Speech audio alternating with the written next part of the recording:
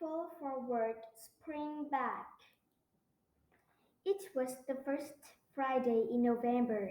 Daylight saving time ended that weekend. Remember to adjust your clocks an hour on Saturday night, said Nola's teacher. Spring forward, fall back. Nola didn't pay much attention. At 8 years old, she'd been late so many times. She figured she'd go on that way forever. She's been late for her first job, her college graduation, her wedding. And if you like parades, he added, don't forget the one this Sunday morning at 10 o'clock. Nala had never been to the fall parade. That night at dinner, she asked her mom if they could go. I won't be here Sunday, Mom reminded her, but I'll bet Pablo could take you. Pablo was Nola's big brother, 16 and always sleepy. She, he would be in charge while their mom was away. Don't forget, Mom said, daylight saving time ends this weekend.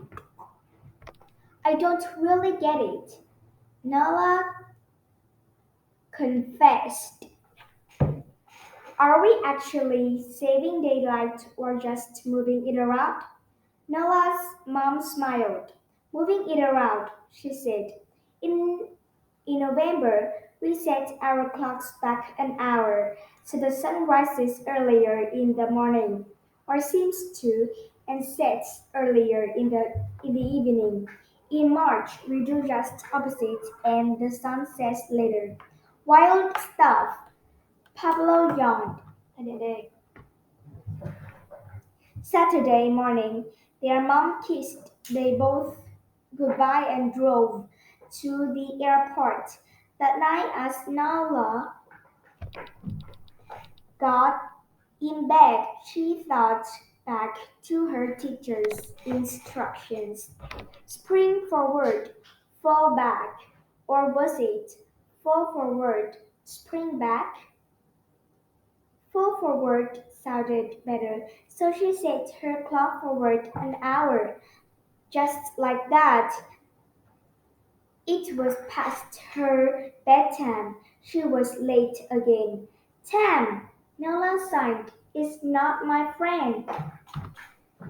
Nola overslept.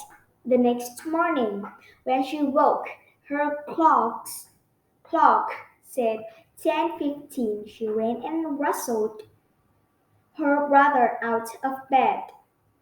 When they reached the parade route, though there was no parade, it seemed they'd missed the whole thing. They turned and headed home. On their way back, they spotted their neighbor Frank. He was clamping around next to an 8-foot bright orange pumpkin. They walked over for a closer look. Frank saw them and broke into a grin. The early bird gets the worm, he cried. Nola and Pablo looked at each other. Pablo had never been early for anything in his life. Either climb on up here, buddy, and give me a hand with this float, shouted Frank to Pablo. You too, kiddo, he called to Nala. Frank put them both to work for more than an hour. When they were done, his float looked fantastic. So Pablo said at last, I guess you're all ready for next year's parade. Next year? Frank cried. Try this year. Nella and Pablo blinked in confusion. Wait a minute, Nella said. Wasn't the parade at 10 o'clock today? Was at 10? Frank cried. Will be at 10 is more like it. He thrust his wristwatch toward them. It said 9:30. Nella laughed for joy. I fell forward, she said. I needed to fall back. She had sprung forward an hour when everybody else had fallen back an hour. They meant she and Pablo were now 2 hours ahead of everybody else. For once in their lives, they were early. The early bird gets the worm, Nola cried. Frank nodded. You got it now, he said. Pablo yawned. It was all a big mistake, but it turned out to be a great mistake. It's why to rode in the parade on Frank's float that year and every year since. Is always is also why from that day to this Nola had made sure to be early for everything.